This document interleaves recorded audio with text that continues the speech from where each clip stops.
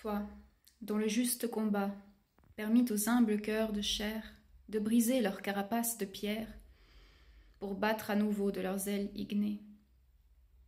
L'oiseau de feu peut enfin sortir de sa cage et prendre son envol vers sa demeure illimitée, le ciel, qui couve de ses ailes les enfants de la terre.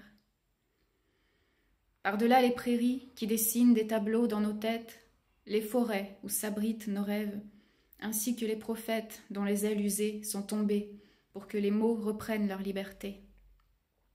Sans fin, tu chantes, toi, l'homme qui reverdit de toute son âme en fleurs.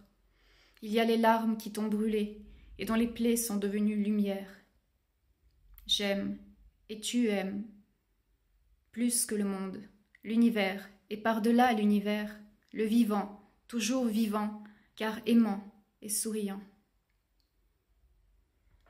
Voilà pour le poème.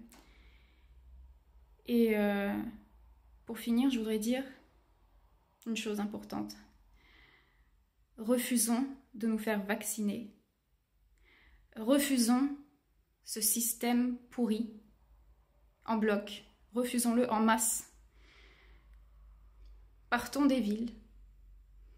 Et c'est ce que je suis en train d'organiser pour moi-même. Mais je le conseille à tout le monde.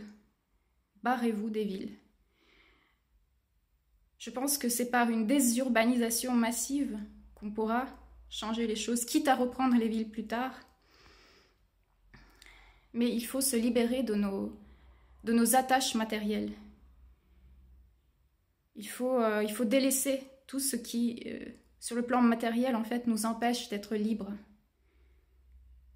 Et c'est pas par amour de la liberté. On aime tous la liberté, même si certains l'ont oubliée.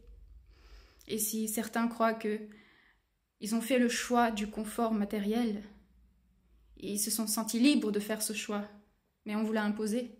Depuis votre plus jeune âge, on vous a imposé ce confort matériel qui vous plombe et qui empêche finalement la liberté principale, essentielle, la liberté de l'âme et de l'esprit, la liberté de s'exprimer pleinement et la liberté de l'évolution spirituelle. C'est quoi être souverain?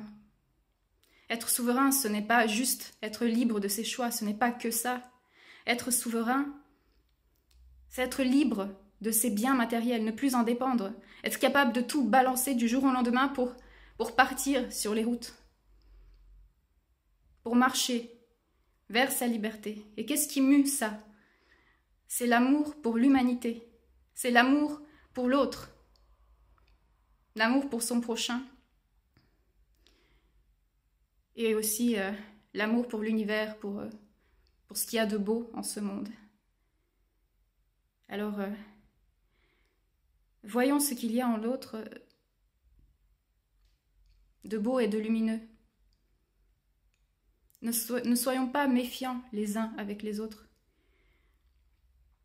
Essayons de voir ce qu'il y a vraiment de juste en l'autre. C'est ça qui est important et c'est ce qui nous permettra d'être unis. La peur n'a jamais rien apporté de bon. Il ne faut pas se méfier les uns des autres. Il faut remplacer la peur, remplacer cette méfiance par l'amour, l'ouverture du cœur. Je crois que c'est important. Et bien sûr, ne pas se laisser faire, évidemment. Mais il faut faire attention à ces méfiances qu'on peut avoir les uns vis-à-vis des autres. Je parle surtout au niveau des différents libertaires, alerteurs, etc. qui se méfient beaucoup des uns des autres. Mais je crois que si on fait ça, on n'arrivera jamais à rien de bon.